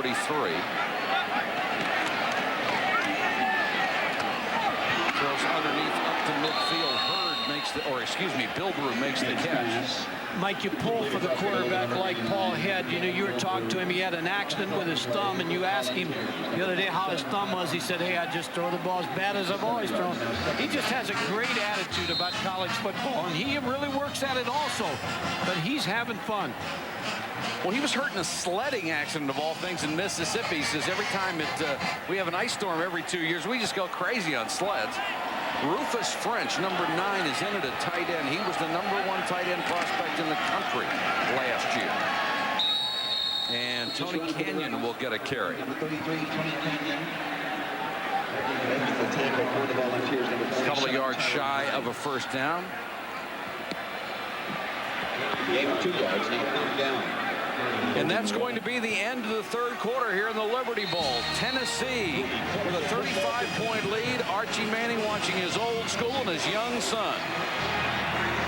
This will go with its short scramble for it. Still loose, and Tennessee has it at the 44. Recovered by Dwayne Goodrich, the freshman from Oak Lawn, Illinois, and that thing just kept squirting and squirting until Goodrich got it. Tom Lemming, who picks a lot of recruiting services across the country, tagged Dwayne Goodrich as one of his top players coming out in the recruiting class last year.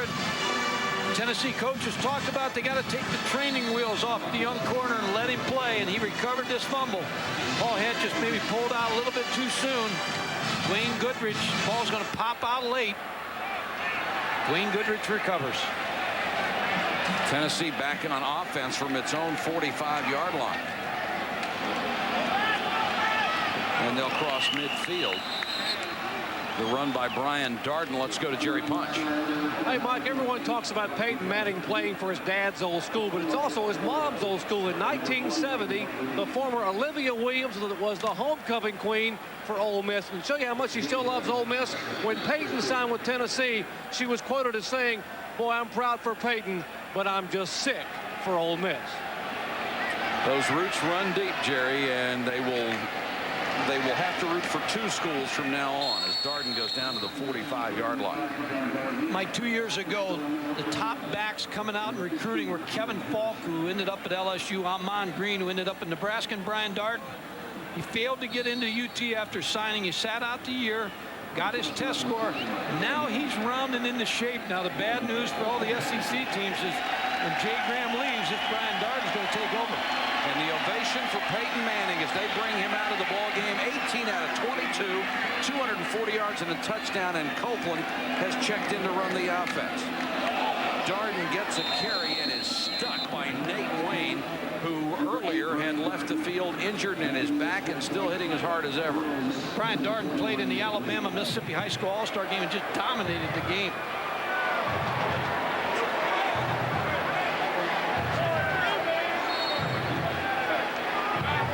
Darden, the third tailback used by Tennessee tonight.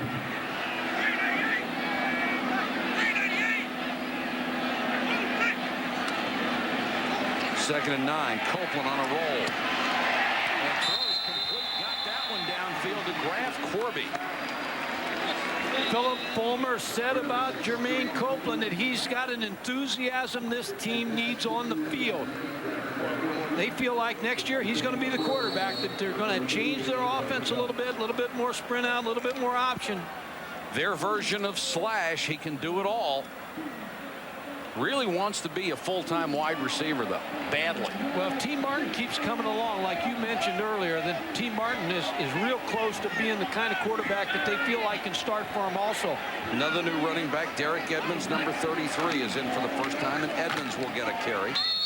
He's stuffed as he gets to the Ole Miss 32-yard line. Timothy Strickland up from the safety spot.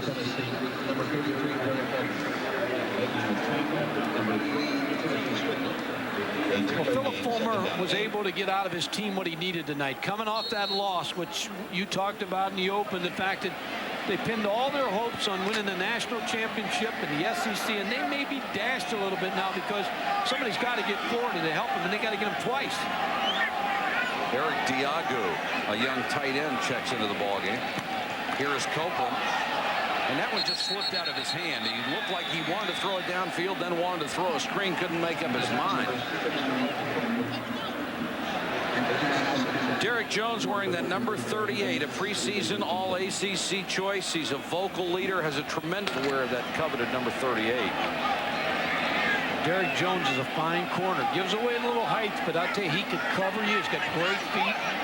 And he just meets the challenge every play.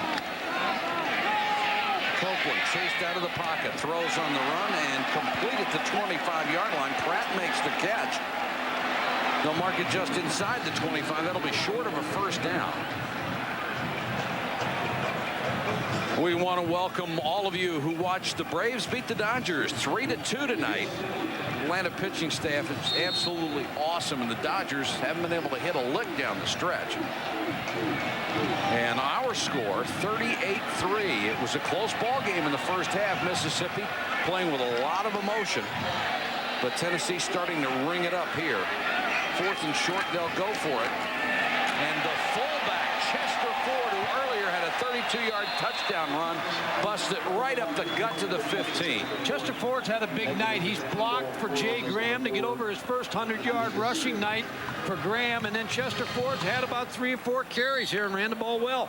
The people at Tennessee talk about how difficult it is to recruit fullbacks anymore. Somebody who is going to be primarily a blocking back. Well, Woody Hayes used to take his fullbacks when he recruited them and move them to guard because he felt like they were going to be good blockers in the offensive line.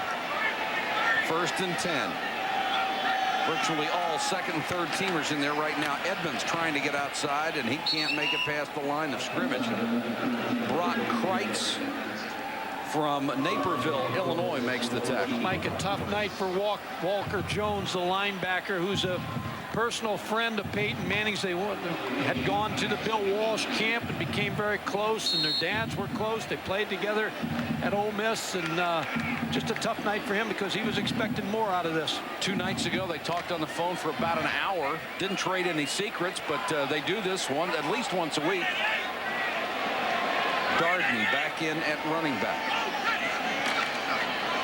Copeland on the roll. Directing traffic. Now he's in trouble and goes down at the 23. Big rush by Walker Jones, and he wanted to do that to his good friend Peyton Manning. Well, he said, "I'd make it sweet if I got him." He said, "I'd deliver him a little bit more of a hit," but we talked about that story, and you were going to talk about Peyton Manning, what he talked about with Walker Jones. But Walker Jones said, "I tried to get him to give me the first play, and he wouldn't do it." But Walker Jones making the play on Jermaine Copeland. Nearly took Copeland's head off. He said he asked Peyton Manning, "What do you know about our defense?" He said he reeled off everything and more than Jones knew. He said, Walker Jones said, "I reached for my scouting report." He said, "I was embarrassed." He said, "Peyton knew everything, our size, our height, where our team was from." 3rd and 17, they come with a blitz, and the pass could have been a touchdown, knocked away from McCullough in the end zone. Good defensive play by Derek Jones, who's slow to get up. The pressure, Eli Landing was really putting on the heat on Copeland. Well, Eli Landing did make this throw, and you're going to see Derek Jones. We talked about his corner ability. See him getting his back pedal. He's going to break on the ball, and Andy McCullough close the gap and then go up for the interception. 4th and 17. And Hall, who was hit from 24 and missed from 35, will try one this time from 39.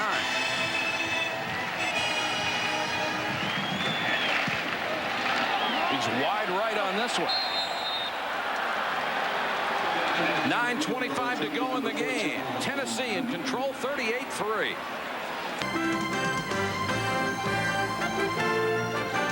ESPN's presentation of college football is brought to you by EA Sports. If it's in the game, it's in the game.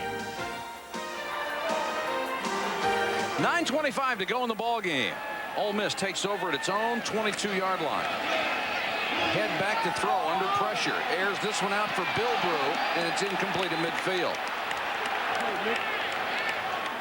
Coverage by Mickey Allen, the freshman from Murfreesboro, Tennessee. He's another of the talented defensive backs that Philip Fulmer believes John Chavis has as a defensive coordinator. Kevin Ramsey, the defensive back coach, said that both these Dwayne Goodrich and Mickey Allen have to play for us. And tonight was kind of their coming out party. Lawrence Adams checks in for Ole Miss. He's number 17, had 6 catches a week ago. Play action by Head, and that's Adams. He's taken down at the 23. Beats Mississippi State. Now it sets up the next week's ball game, Tennessee at Georgia. Tennessee's only playing 2 games outside the state this year, at South Carolina and at Georgia. And that Georgia game could be an interesting football game. 3rd and 8, and Tennessee just heartsick about the Florida loss because their schedule was perfect for what they wanted to do this year. And there's a drop by Taboris Fisher. They'd had a tough time getting him the ball all night long, and he couldn't hold that one. Jeff Coleman was putting a lot of heat on Paul Head. That's just frustration. You get to the point where you're trying to make plays. The offense has kind of stumbled around here in the second half. Taboris Fisher trying to make a play, just couldn't hold on. So Randall Green, who's got to be leg weary by now, checks in, standing in his own 10. Peerless Price waits back at the 35 for Tennessee.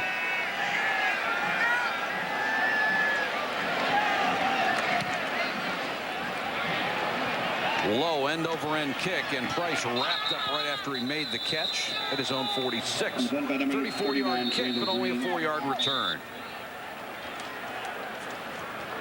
With 8:19 to go from the Liberty Bowl in Memphis, Tennessee. Derek Edmonds, the tailback.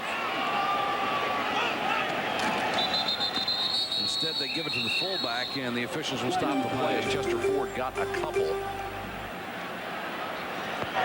Before the ball was snapped, movement by the offensive line.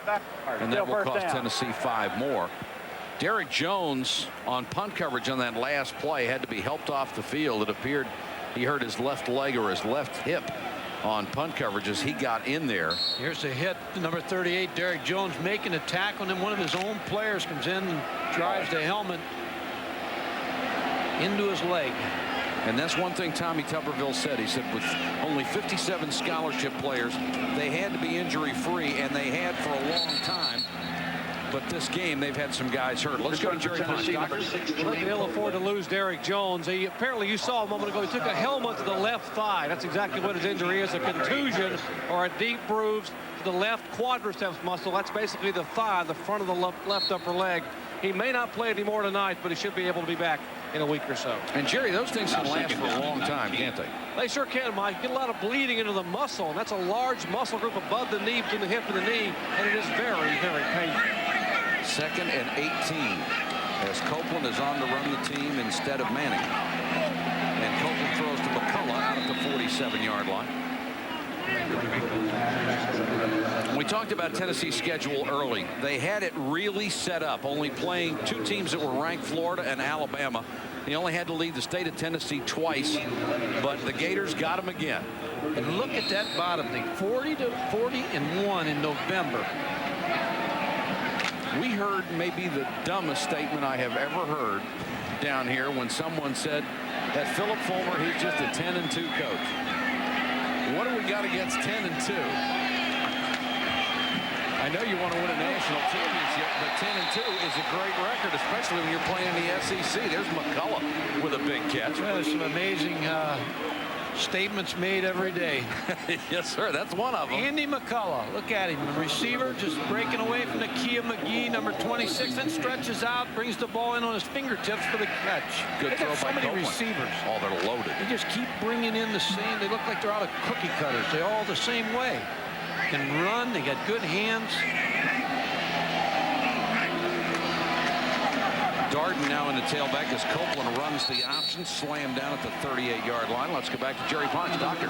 I got a question for Coach Godfrey. Coach, if you look at Tennessee's schedule early, they had a week off before they played Florida, a week off before this game against Ole Miss. They have 9 days now until they play Georgia, and then a week off before they play Alabama. They play 3 football games in 48 days. Can too much time off hurt a young football team? I don't think so, Jerry. And my hat goes off to the AD, Doug Dickey, who's a former football coach, because he set that up perfect for planning and then getting off a tough game and then getting some time on for the next tough game. Jerry, I think it's good planning by Doug Dickey. There goes Darden inside the 20. And, Mike, that's what I was referring to earlier. The schedule was set up perfectly for them to make that national championship run. You know, and that's the thing you worry about. And Philip Fulmer and his staff have done a nice job, because all of a sudden now you have that loss. But the next 2 football games right there, Georgia and Alabama, are going to be tough football games. Georgia is a good football team. They've got a good coach in Jim Donnan, good staff, and it's just going to take some time, but they're capable. And Alabama plays great defense, and they've had success against Tennessee recently. Not last year, but they've had success. Gene Stallings and his staff do a great job. There's Darden inside the 10. It looks like he has another first down, and there's a new quarterback in there for Tennessee. T. Martin, the freshman, the number 5 quarterback prospect in most of the rating services last year. Well, he's out of Mobile, Alabama, and everybody thought Nebraska, Notre Dame had T. Martin, and then all of a sudden he pops up and goes to Tennessee. First and goal. He was an outstanding high school quarterback in Mobile. First and goal, Tennessee already leading 38-3. Tough thing about when you recruit good quarterbacks like Peyton Manning, it takes you a little while to get the next one, because they know they're not going to play when they get to Tennessee. Absolutely. Darden hitting the backfield and brought down, loss of a yard. And now you've got a good young quarterback in T. Martin. You go back to Brandon Stewart. He knew that he wasn't going to beat Peyton Manning out after the season started. There's David Cutcliffe on the end. He calls the plays as Tennessee's quarterback coach. They've got an excellent offensive staff. Mark Bradley, offensive line coach. Randy Sanders, Pat Washington. Just a good, outstanding offensive coaching staff. There's Sanders right there relaying the play in. And then there's number 16. He's an extra coach. That's right. They have 10 coaches. The 9 by the rim of the NCAA and number 16. Tennessee now has 500 yards in total offense in this game. Williams throws deep, and the receiver cut it off short. That's Benji Schuler. There is a flag down on the play in the end zone. This may be interference. Peyton Manning wants to see T. Martin get some success here and have a touchdown pass, because he knows 3 years ago he was a freshman. All of a sudden seeing action, so he would like to see something good happen for T. Martin.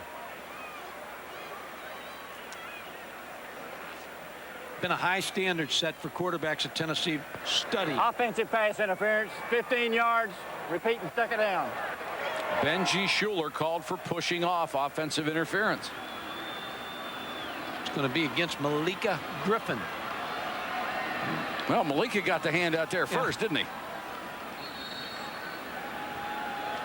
Looks a lot like Heath, doesn't he? Heath came out early, drafted #1 by the Redskins. Right now, he's the second-team quarterback. And Philip Fulmer said, I went through this thing with Heath Schuler. We talked about it in January. He made his decision. We'll do the same thing with Peyton and Archie. Darden will get to the 20 on 3rd and long, or 2nd and long. Clock ticking away, working its way toward 4 minutes. Maybe the only thing Philip Fulmer could be upset about when this game is over, his team was penalized 12 times for 89 yards. The mistakes they made in the first quarter did not make them look very good. No, they had some penalties early in the game, and it kept it close for a while because they were making mistakes, and Jay Graham fumbled the ball, but then they got a hold of the game and just completely took over. Derek Edmonds back in at tailback. 3rd and 20.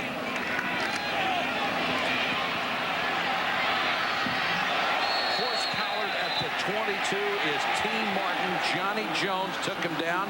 There's a marker down at the end of the play, and Jones wants to know why.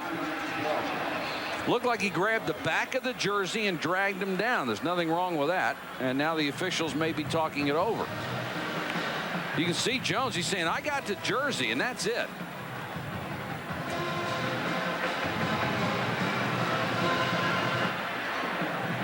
One of the officials gesturing toward his face as it was a face mask. And they're going to pick the flag up. Watch Johnny Jones. Well, the hand goes to the face mask, but the impetus of the tackle was the back of the jersey.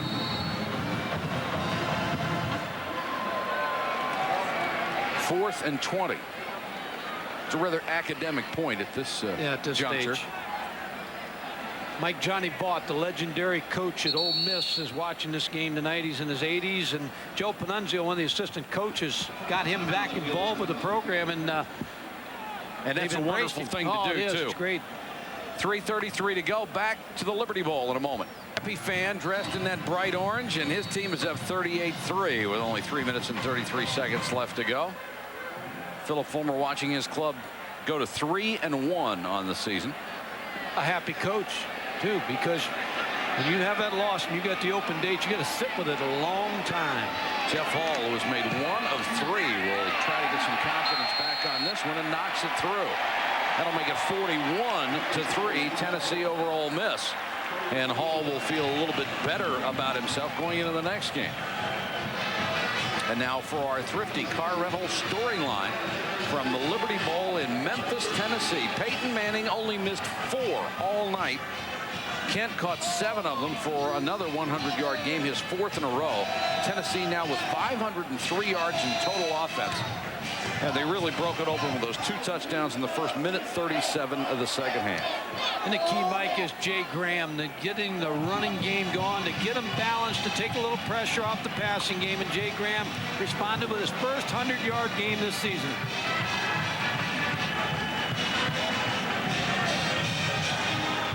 And that guy, #1, he didn't play too bad tonight either.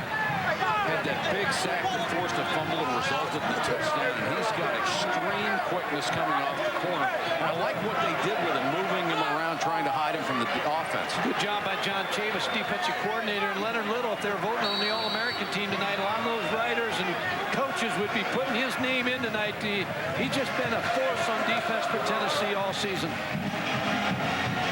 Tonight, Ole Miss on offense, 9 times they have gone 3 and out, as they have been totally stifled by the Tennessee defense. Avery from the 6. And goes out at the 25. Let's check in with the doctor. Jerry? Tell you what kind of guy Tommy Tuberville is. You know, in the morning of a big game, a head coach has got so many things to worry about. But even before his team had a wake-up call this morning, Tommy was here at Health South Rehab Center in Memphis visiting a young man by the name of Tim Armstrong from Senatobia, Mississippi.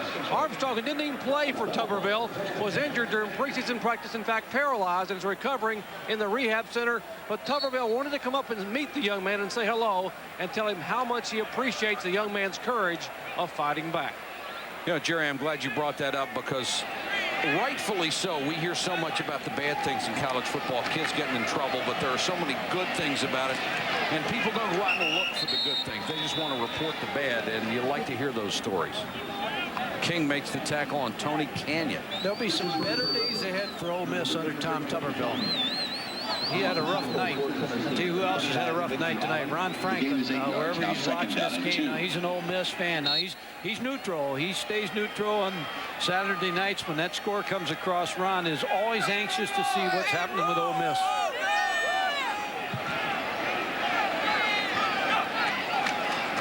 Second and a long yard, and Canyon will have the first down as he gets out to the 39. With the ball for Ole Miss, number 33. Best pregame show in the NFL comes your way every Eastern. Love those promos. Those they are promos funny. Are hilarious. Canyon trying to get outside. Now he has to cut it back and bury Canyon, the ball about a yard behind the line of scrimmage. Boy, nice block by Todd Wade, a young backup tackle who's 6'7", 285 pounds, a freshman, number 71, just made a great block. Ole Miss came in here with such high hopes after playing very well against Auburn in the only game that they lost. Here's Todd Wade, number 71. He's going to pull out and just level the Tennessee defensive end. That's a nice block. Try to get Tony Canyon up inside. That was on Jeff Coleman. And Wade is a freshman, another one of those good recruits that they've gotten. Here's Canyon with a gaping hole straight up the middle. He ran through a Canyon. Tennessee 39, a gain of 23. Fred White, the safety, was watching him come into the secondary. Todd Wade again. 71, just getting a good position block, and he has really had two excellent blocks in a row. Well, these are pancakes. You know, linemen live for. You know, the offensive line coach working with him. He's good technique-wise, and maybe start to see a little bit more playing time. He's 6'7", 285. Clock running, we're nearing a minute. Canyon again. Canyon on the run. The Tennessee 36. Coming up next, Sports Center, Keith and Dan standing by. They'll catch you up on everything, including everything from the baseball playoffs, news from the umpires stand, and the return of Michael Irvin to Valley Ranch and the Dallas Cowboys. Mike, I want to say we only got 40 seconds to go. I've enjoyed it thoroughly again being with you and Jerry Punch. It's our last game. Freddie Godelli comes back to produce tonight, so it's like old times, and I'm going to miss you. And see you and Jerry down the road somewhere. Me too, partner. And of course, our Thursday night package will continue. And we invite you to join us throughout the year as they throw an incomplete pass and stop it on 20 seconds. Edge pass intended on the left side for number 7. Receiver. That is incomplete. It is third down. Now third down and 7. If you joined us late, Peyton Manning's night done quite a while ago. He had 18 of 22 for 242 yards. And Peyton Manning is what college football is supposed to be about, the American dream.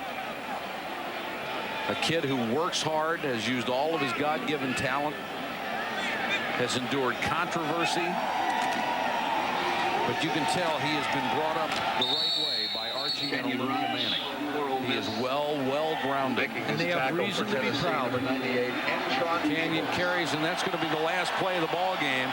So a triumphant first match against his dad's old school. Peyton Manning leads Tennessee to a big victory here in Memphis. Our final score, Tennessee 41, Mississippi 3. Coming up next, Sports Center, Keith Olbermann and Dan Patrick. They'll catch you up on everything, including the baseball playoffs, news from the umpires front, and the return of Michael Irvin. For Mike Godfrey, Dr. Jerry Punch, and our entire ESPN crew, this is Mike Patrick. Thanks for watching, everyone, and good night from Memphis. This has been a presentation of ESPN, the worldwide leader in sports. Great job. Great job. At the Citrus Bowl. 2 weeks ago, Tennessee lost to Florida, and in their first game since, they hope to regroup again, this time against Mississippi. We're in neutral territory here. 3-1 Mississippi, Liberty Bowl in Memphis. Ole Miss, the home team, and feeling right at home. 3-3 in the second quarter. And then something goes horribly wrong. Eric Lane from the Mississippi 32, and they're not going to get him. 7 yards on 2 carries on the year before that play. 10-3 Tennessee. Still 10-3 Tennessee. Mississippi ball in the Tennessee 27. Paul Head is handed his by Leonard Little. Tennessee recovers. Peyton Manning, then, who did not go to Mississippi, goes to Tennessee. The fake handoff. He's got 3 years to throw that pass to John Sartell. Then to Joey Kent. Now we're down to the 14. The Voyeur defense. Now it's down to the 5 to Kent. And they actually take 3 more plays to get to Jay Graham. Whee! Touchdown, 17-3 Vols. Early in the third quarter, still 17-3. Manning rolls out, looking for Marcus Nash. Nice catch. 24-3, and Peyton ties the school record with 11 straight completions. No. 24-3 in the next Ole Miss possession. Leonard Little again. That time Stuart Partridge got his family handed to him, and Bill Duff scores the touchdown. 31-3 Tennessee. They go on to win 41-3 with Dad in the stands. Peyton goes 18 of 22 for 242 and a touchdown. And Jay Graham has 19 carries, 118 yards. The Vols are 41-2 in the 90s whenever one of their backs rushes for 100 yards. So their backs were not up against the wall. And Jerry Punch spoke afterwards with the Tennessee running back, Jay Graham. Senior running back Jay Graham, what an effort for the Volunteers tonight. What was the difference in getting the running game going?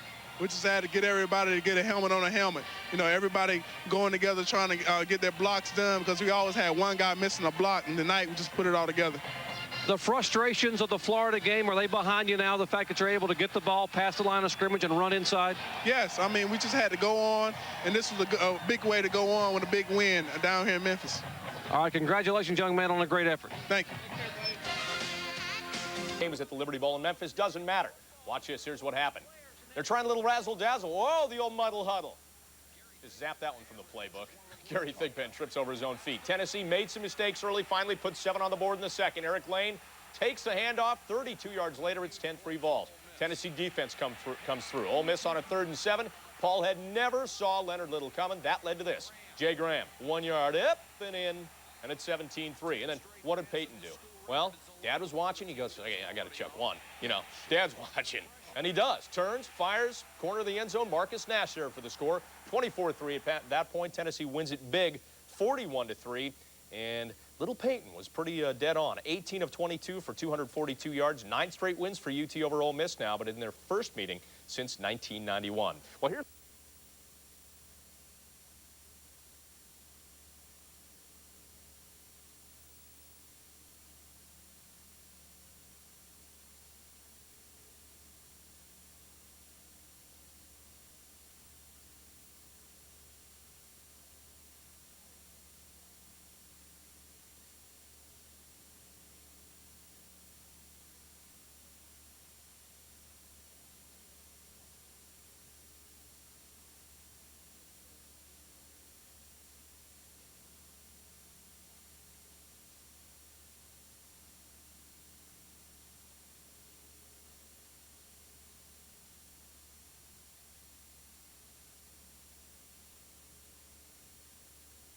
back like they did tonight. Well, I mean, they were a 25-point favorite in the game, and Coach Fulmer said before the game is that they wanted to take the ball and march it down the field, and that's what they did. You know, it's just one of those games where it snowballed. Ole Miss made some mistakes, and Tennessee pretty much dominated the game tonight. Hopefully the momentum is rolling again. Yeah, you'd think so. Okay, Bob Keston live at the Liberty Bowl. Tennessee wins again, as we said, 41-3. Well, switching gears now. This is what the Vol football guys need, the feel-good football game of the year. Tennessee and Memphis facing Ole Miss. And head coach Philip Fulmer with that kind of worrisome look early. Had good reason, too. The Vols' early drive, Jay Graham, oh, no, not again, fumbles that football. Vols settle for a Jeff Hall field goal, and more trouble here. Second quarter, 4th and inches for Ole Miss, and the Rebs, convert. Ball's called for offsides. That sets up a Tim Mons. Line it up, Tim. 40-yard field goal. Splits the uprights. We're tied at 3. 9 minutes to go, first half. They give to Eric Lane. We break it open. Finally, 32 yards. Vols lead this football game. Yeah. 10-3.